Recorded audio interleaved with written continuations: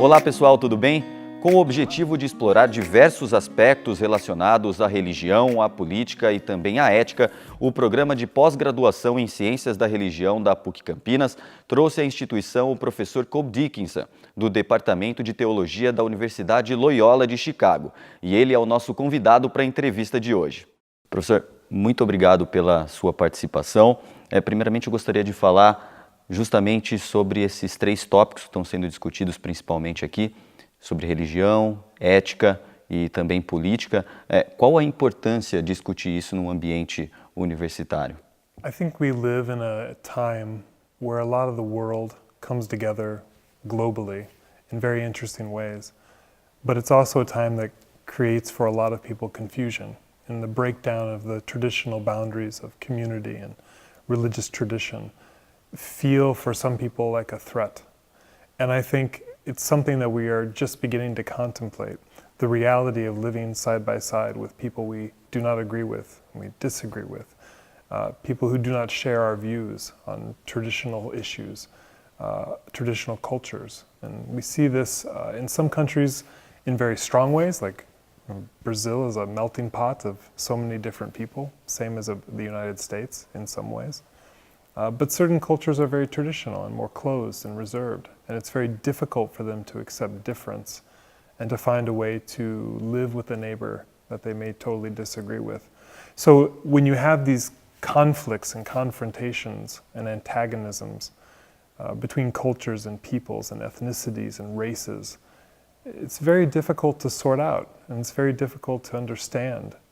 I teach in a department of theology, so we're just coming to terms with the fact that to describe your religious tradition, you have to engage with another and different religious tradition. This is something very, very new in the history of theology. Traditionally, to be part of a church meant you didn't need to even think about Islam or Buddhism, or Hinduism.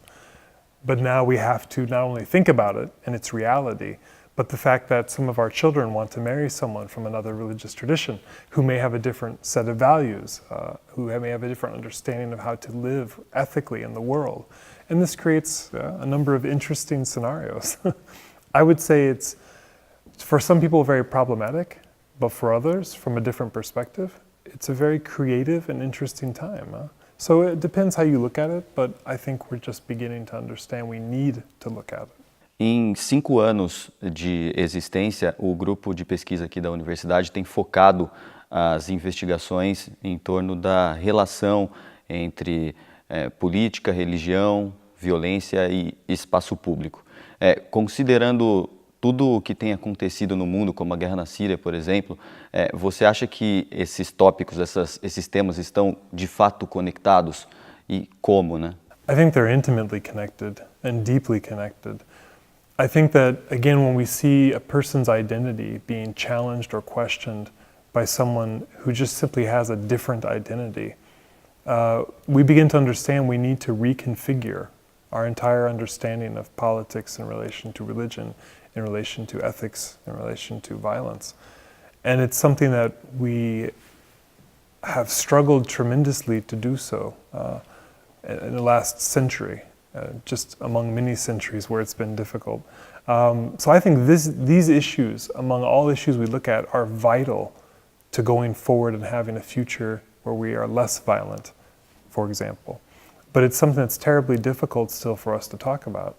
So I think we're really just beginning to ask very serious questions about where traditional hierarchies and structures of power could be broken down or reconfigured to give us new understandings of how we can relate to one another. So I think we're at a very creative and interesting time, but we have to continue to press these issues of politics, religion, ethics, and how we interact, and where traditional structures of power need to be challenged so they can be realigned to be more equitable in their distribution for everyone.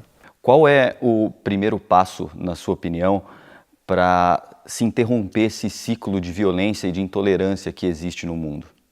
I think learning to take those conversations that happen at universities and apply them to the rest of society is a very difficult thing to do, but it's also a very necessary thing to do. So having those conversations publicly is very, very important. And it's something we seriously lack. This was a conversation we completely lack in the United States, and people don't want to take part in this. And we have Donald Trump, and I could say many things about him, but we don't have conversations like that in a public space. So making intellectual life and intellectual conversation a part of culture and society is essential, I think, to being able to have reasonable conversation and dialogue about the differences so that we can become aware of the differences and also learn how to work with those differences and what the implications of those cultural and ethical and religious and political differences will be for the society at large. So I think having these conversations is vital and very important. O Brasil tem vivido nos últimos anos principalmente uma grande crise ética, principalmente na política, e por conta disso as pessoas estão completamente desacreditadas. Você acha que uma situação assim ela pode ser mudada ou é uma utopia dizer isso? In the United States, we've elected a president who has promised strength and authority, and he conveys with his every gesture a sense of what he wants to appear as the leader. While most of us know that it's completely false, or he lies about things, or he really is not to be trusted, and he seems to have been also guilty of some sexual impropriety or perhaps sexual assault in his own life. He bragged about this in one of the videotapes. And yet some people want that because they want that image. He doesn't want to have a conversation or discuss things. He wants to just say what he's going to do and be very powerful as he does it. And I think he perpetuates the crisis of legitimacy. This is very different than, say, the Chancellor of Germany or the President of Germany, Angela Merkel, right? Angela Merkel is someone who, like some politicians in Europe, wants to engage in conversation and dialogue and forming coalitions and listening to the needs of the people in different ways. And I think she's been very popular in Germany for so long because of that. And I think it's just a very different model of leadership, but it's one that is proving to be quite successful because it's not taking a traditional stance of power and authority, which rightly should be questioned.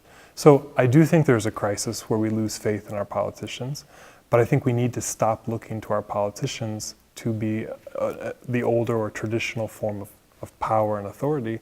We need to put some new people in those positions who also have authority, but an authority that comes from the experience of listening to others and taking their position seriously in a very different way. Então, para terminar a nossa entrevista, eu gostaria de perguntar a respeito dessa obra de George Agamben, se ela ajuda a explicar esses problemas, essas questões, e qual que é o principal ponto da obra dele, na sua opinião? I think one of the major points that I definitely draw from is, as I've been saying, the idea that we need to move toward a different way of understanding a response to the crisis of legitimation and authority.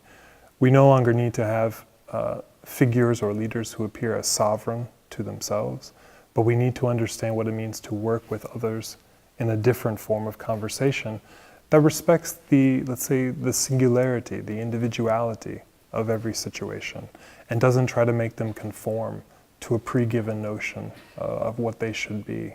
And I think we've not really even begun to sense the implications of what that would mean for international politics, for example. We still respect the sovereignty and autonomy of individual nation states and their leaders, but we're increasingly drawn to think about what it would mean to be globally politically connected in new ways. But I think what we're seeing are signs that we're increasingly moving toward a different understanding of politics, internationally especially, where we no longer have a sovereign nation that doesn't listen to other nations' laws, but begins to think about how it needs to adjust its understanding of itself in order to speak and be in dialogue with other countries, other peoples, other faiths, other forms of life and other ways of living. Então, Colby, muito obrigado pela sua participação novamente. É um prazer tê-lo aqui conosco na universidade. Thank you very much for asking me these wonderful questions.